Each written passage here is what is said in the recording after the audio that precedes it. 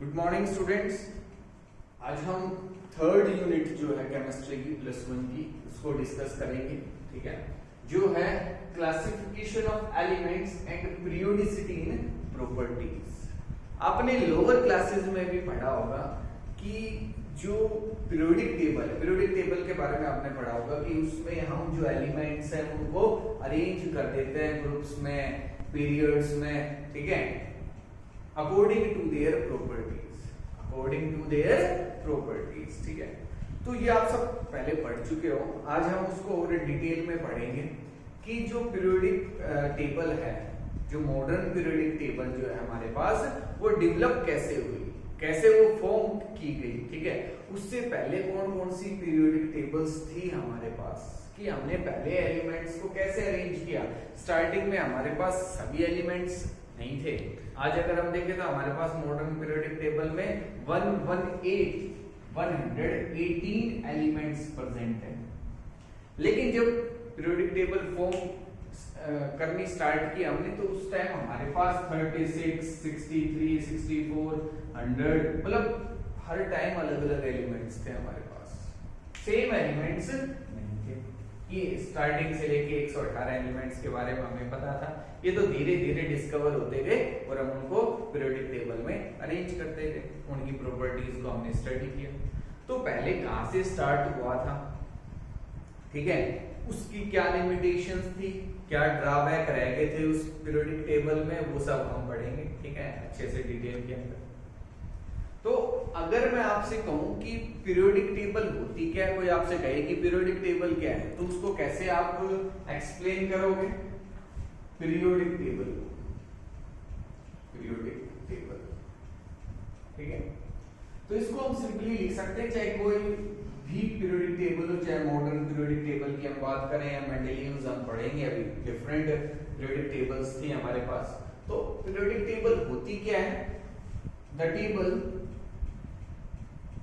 in which different elements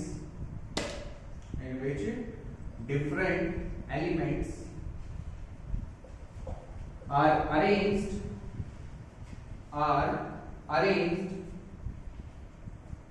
according to their properties in such a way that elements having similar properties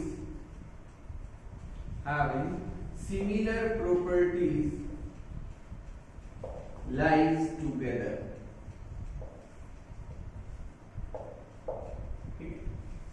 कि हम different elements को arrange करेंगे, ठीक है, और इस तरीके से अरेंज करेंगे टेबल की फॉर्म में। ठीक है, एक टेबुलर फॉर्म में टेबल के अंदर, कि जो डिफरेंट एलिमेंट्स हैं उनमें आप देखेंगे कि इनकी प्रॉपर्टीज सिमिलर है, उनको एक जगह रखेंगे।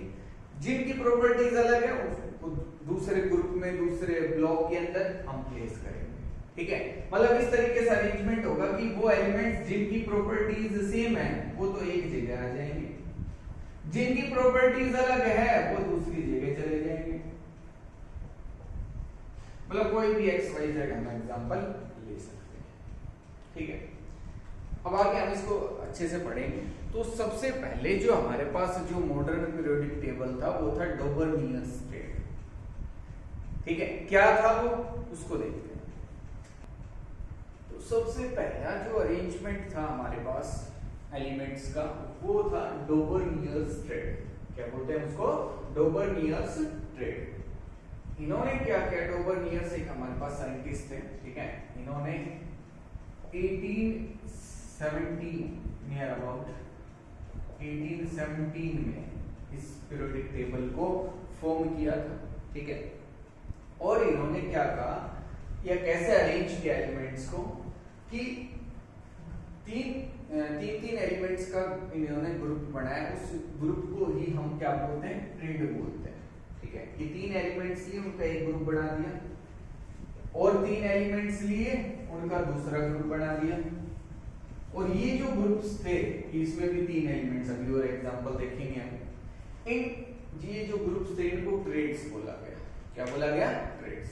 अब इनमें एलिमेंट्स को किस तरीके से अरेंज किया गया कि 3 एलिमेंट्स होंगे ग्रुप के अंदर और वो इस तरीके से अरेंज किए जाएंगे क्या तो उनका एटॉमिक मास सेम हो, क्या हो, एटॉमिक मास नियरली सेम रहे। क्या रहे? नियरली सेम रहे। इस तरीके से एलिमेंट्स को अरेंज किया गया। Elements are arranged in groups of 3 in which elements have nearly same atomic mass or the atomic mass या atomic weight of the middle element was approximately arithmetic mean of the other two। क्या तो उनका atomic mass nearly same था या इस तरीके से arrange किए गए लिथियम, सोडियम एंड पोटेशियम। ठीक है कि जो मिडल एलिमेंट था उसका जो एटॉमिक मास था वो इन दोनों के सम का या इन दोनों के मास का अरिथमेटिक मीन था। इसका क्या मतलब हुआ? देखो लिथियम का जो एटॉमिक मास है वो होता है 7, सोडियम का होता है 23 और इसका होता है 39। कितना होता है? 39। ये जो एग्जांपल इसमें तो हमने कह दिया कि एलिमेंट्स को नियरली सेम एटॉमिक मास के अकॉर्डिंग अरेंज कर दिया, लेकिन यहाँ क्या मतलब है कि इन दोनों के जो फर्स्ट और लास्ट जो एलिमेंट्स हैं इन दोनों के मास का अरिथमेटिक मीन लेना और वो हम कैसे लेंगे? दोनों के एटॉमिक मास को ऐड कर दो और 2 से डिवाइड कर दो। किससे डिवाइड कर दिया? 2 से। ये किसके इक्वल आ गया? 46 और divided by 2 and it comes out to be 23 जो किसके बराबर है? सोडियम के मास के बराबर है। किसके मास के बराबर है? किसके एटॉमिक मास के इक्वल है? सोडियम के एटॉमिक मास। तो इस तरीके से एलिमेंट्स को अरेंज किया गया कि क्या तो उनके मास जो है वो नियरली सेम रहे या जो मिडल एलिमेंट है उसका जो मास है वो किसके अप्रोक्सीमेटली इक्वल होगा? इन दोनों के अरिथमेटिक मीन के। ठीक है, इन दोनों के मास का जो अरिथमेटिक मीन है उसके नियरली सेम आएगा। क्या आएगा? Nearly same. तो ये था डोबर-नियर्स ट्रेड। अब ये तो इन्होंने कहा कि एलिमेंट्स को हम इस तरीके से अरेंज कर सकते हैं। अब हमारे पास जो मॉडर्न पीरियोडिक टेबल है ना उसमें भी लिथियम, सोडियम, पोटेशियम एक ही ग्रुप में आते हैं। तो इन्होंने काफी हद तक जो अरेंजमेंट था वो ठीक किया एलिमेंट्स का, लेकिन अब इसकी भी कुछ लिमिटेशंस थी। लिमिटेशन ये थी कि जब एलिमेंट्स को अरेंज किया तो ज्यादातर एलिमेंट्स या मतलब मोस्टली जो एलिमेंट्स थे वो या हम कहेंगे सभी एलिमेंट्स अरेंज नहीं हो पाए। सभी एलिमेंट्स जो है उनको अरेंज नहीं कर पाया डोबर-नियर्स। उन्होंने कुछ एलिमेंट्स को ही इस तरीके से ग्रुप में प्लेस किया और मोस्टली जो एलिमेंट्स बच गए वो प्लेस नहीं कर पाया। उनके लिए ना तो उनका एटॉमिक मास सेम आ रहा था, ना अरिथमेटिक मीन के अप्रोक्सीमेटली या उसके नियरली इक्वल मिडल एलिमेंट का मास आ रहा था। ऐसा कुछ भी नहीं हो रहा था। तो ये कुछ ही एलिमेंट्स के लिए एप्लीकेबल हुआ ये। ठीक है, जो उसने रूल बताया था जिस तरीके से हमें एलिमेंट्स को अरेंज करना था। ठीक है, अच्छा अगर कोई आपसे पूछे कि हम एलिमेंट्स को अरेंज कर क्यों रहे हैं, हमें क्या जरूरत पड़ेगी कि हमें एक जो सिमिलर एलिमेंट्स है वो एलिमेंट जिनकी प्रॉपर्टीज सिमिलर है उनको एक ग्रुप में रखें, हम एक जगह रखें, ऐसा क्यों? वैसे भी हम पढ़ सकते हैं। हम ये ऐसा इसलिए कर रहे हैं कि जो स्टडी है एलिमेंट्स की हम इंडिविजुअली भी पढ़ सकते हैं कि आयरन की प्रॉपर्टीज आप अलग से पढ़ सकते हो, कोबाल्ट की, लिथियम की, सोडियम की, पोटेशियम की। लेकिन अब हमारे पास 118 एलिमेंट्स हैं, सोचो उन सभी की प्रॉपर्टीज को पढ़ना याद करना बड़ा टिपिकल हो जाएगा, इतनी आसानी से नहीं होंगे। अगर एक एक एलिमेंट की हम प्रॉपर्टीज पढ़ें इसका मतलब है कि एक एलिमेंट के ऊपर एक यूनिट होगी, तो 118 यूनिट्स हो जाएंगे आपके पास केमिस्ट्री के अंदर। तो हमने क्या किया कि हमने एलिमेंट्स को अरेंज किया ताकि हम उनकी प्रॉपर्टीज को आसानी से पढ़ सकें कि जिनकी प्रॉपर्टीज सिमिलर है उनको तो हमें एक जगह रख दें, फिर हमें अलग अलग से पढ़ने की जरूरत नहीं पड़ेगी कि लिथियम, सोडियम, पोटेशियम जब इनकी प्रॉपर्टी सेम है इनको एक ग्रुप में रख दिया तो हमें कुछ इस ग्रुप की प्रॉपर्टीज पता रहेंगी कि इस ग्रुप में वो एलिमेंट्स हैं जो हाईली रिएक्टिव हैं, जिनका मास कम है। ऐसे कुछ हम अरेंज कर सकते हैं, तो हम ग्रुप को देख के बता देंगे कि इन एलिमेंट्स का तो मास कम मिलेगा, ये हाईली रिएक्टिव होंगे। इसलिए हमने क्या किया, एलिमेंट्स को अरेंज करना स्टार्ट किया। तो फर्स्ट क्या था, डोबर-नियर्स ट्रेड। तो ये इसकी लिमिटेशन क्या थी? अगर कोई आपसे पूछे इसकी लिमिटेशन क्या है, तो इसकी लिमिटेशन हम बताएंगे, it is applicable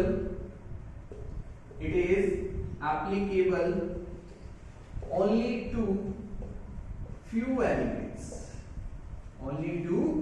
few elements के लिए, कुछ एलिमेंट्स के लिए ये एप्लीकेबल था, सभी के लिए था।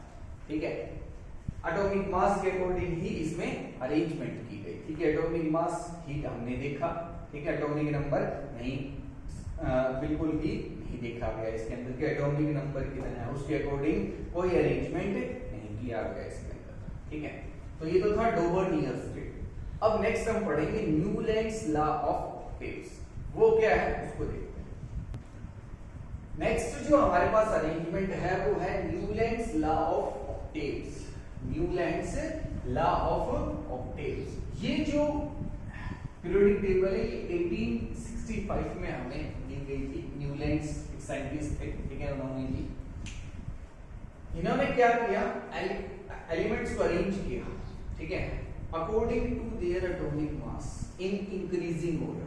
ठीक है, elements are arranged according to their increasing atomic weights in such a way that every eighth element is similar to that of the first element. इन्होंने क्या किया कि एलिमेंट्स को अरेंज किया इंक्रीजिंग एटॉमिक मास के अकॉर्डिंग, और देखा कि जो एट्थ एलिमेंट आता, जैसे ये फर्स्ट एलिमेंट था, ये first, second, third, fourth, fifth, sixth, seventh, और जो एट्थ एलिमेंट आ रहा था उसकी जो प्रॉपर्टीज थी, ये अब एट्थ एलिमेंट है, इसकी प्रॉपर्टीज फर्स्ट एलिमेंट के साथ मैच होती है। ठीक है, अब देखो इन्होंने क्या किया, ये फर्स्ट और ये एट्थ एलिमेंट नहीं है। अब कोई भी जहां से आप फर्स्ट स्टार्ट करोगे उसके नीचे एट्थ एलिमेंट आएगा। जैसे अगर मैं यहां से इसको मैं फर्स्ट बोलता हूं तो 1 2 3 4 5 6 7 और 8, तो फर्स्ट एलिमेंट और एट्थ एलिमेंट की प्रॉपर्टीज सेम रहेंगी, वो एक ही ग्रुप के अंदर आएंगे। किसके अंदर आएंगे? एक ही ग्रुप के अंदर आएंगे। आप कहीं से भी स्टार्ट कर लो, जिसको फर्स्ट मानोगे वो उससे लेके जो नेक्स्ट एट्थ एलिमेंट आएगा वो उस फर्स्ट और उस एट्थ एलिमेंट की प्रॉपर्टीज सेम रहेगी। अगर मैं इसको फर्स्ट मान लेता हूं तो 1 2 3 4 5 6 7 और 8, तो एट्थ एलिमेंट की प्रॉपर्टीज फर्स्ट एलिमेंट के साथ मैच करती है। हमारे मॉडर्न पीरियोडिक टेबल में भी ऐसा ही है कि जो भी अरेंजमेंट है ये बिल्कुल सही है। बोरोन के नीचे एल्यूमिनियम नहीं आता है, कार्बन के नीचे सिलिकॉन नहीं आता है। तो न्यूलैंड ने एलिमेंट्स को काफी हद तक सही अरेंज किया कि जिनकी प्रॉपर्टीज सिमिलर थी उनको एक ही ग्रुप में रख दिया।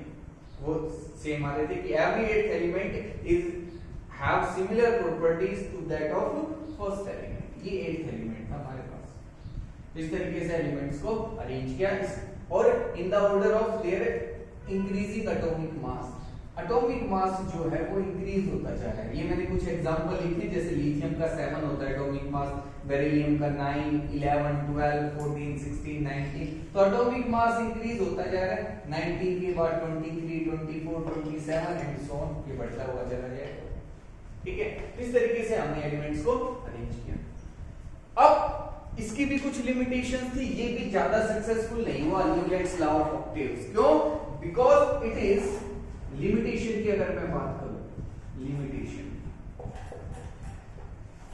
It is only applicable, it is only applicable to lighter elements, to lighter elements having atomic mass less than 40 units. क्योंकि लास्ट में जो था वो कैल्शियम था, कैल्शियम का एटॉमिक मास 40 होता है। कितना होता है? 40 होता है। तो 40 से लेकर 40 से कम जितने भी एलिमेंट्स थे उनको तो अरेंज कर दिया, लेकिन इससे जो हायर एलिमेंट्स थे, जो हैवियर एलिमेंट्स थे, उनको अरेंज नहीं कर पाया। नोबल गैसेस डिस्कवर हुई इस पीरियोडिक टेबल के बाद, तो नोबल गैसेस को अरेंज करेंगे, इसमें कोई भी जगह नहीं थी उनके लिए, तो नोबल गैसेस को अरेंज नहीं कर पाया है। ठीक है, noble gases are not cannot be arranged in this table, उनको अरेंज नहीं कर सकते हैं, ठीक है। तो ये लिमिटेशन थी, क्या थी? लिमिटेशन थी न्यूलैंड्स लॉ ऑफ थिंग्स की, कि जो लाइटर एलिमेंट्स हैं जिनका एटॉमिक मास कम है उनको तो हमने आसानी से अरेंज कर दिया, लेकिन जब हम हायर एलिमेंट्स की तरफ बढ़े तो ये फेल हो गया, क्योंकि वहां जो एवरी एट एलिमेंट था उसकी प्रॉपर्टीज फर्स्ट एलिमेंट के साथ मैच नहीं कर रही थी, ठीक है। तो ये फेल हो गया। अब ये फेल हो गया तो हमारे पास एक और भी अब मॉडर्न पीरियोडिक एक और पीरियोडिक टेबल आएगा जो इसकी लिमिटेशंस को दूर करेगा, जो इससे अच्छा होगा। वो था मेंडेलीव्स पीरियोडिक टेबल। क्या था वो? मेंडेलीव्स पीरियोडिक टेबल, जो काफी हद तक सक्सेसफुल था। जो मॉडर्न पीरियोडिक टेबल है हमारे पास, उससे पहले जो सबसे ज्यादा सक्सेसफुल पीरियोडिक टेबल था वो मेंडेलीव्स का ही था, ठीक है। उसने एलिमेंट्स को कैसे अरेंज किया वो हम नेक्स्ट क्लास के अंदर करेंगे। बिल्कुल आसान है, ठीक है। जैसा हमने इसमें पढ़ा है वैसा ही हम कुछ उसमें भी पढ़ेंगे कि इंक्रीजिंग एटॉमिक मास के बेसिस पे एलिमेंट्स को अरेंज किया गया, लेकिन काफी ज्यादा एलिमेंट्स को उसने अरेंज किया। उसके हमारे पास कुछ बेनिफिट्स भी थे उसके, ठीक है, मेरिट्स भी थी उस मेंडेलीव्स पीरियोडिक टेबल की, कि उससे हमें काफी फायदा मिला। क्या उसके बेनिफिट्स थे, क्या ड्रॉबैक्स थे, वो सब हम नेक्स्ट वीडियो के अंदर डिस्कस करेंगे। लेकिन आज जो करवाया ये आपको जरूर करना है। हमने दो पीरियोडिक टेबल आज पढ़े, Dobereiner triads and Newlands law of things, ठीक है। ये जरूर करना है, बिल्कुल आसान है। कोई डाउट रहती है तो मेरे से पूछना, ठीक है। Thank you.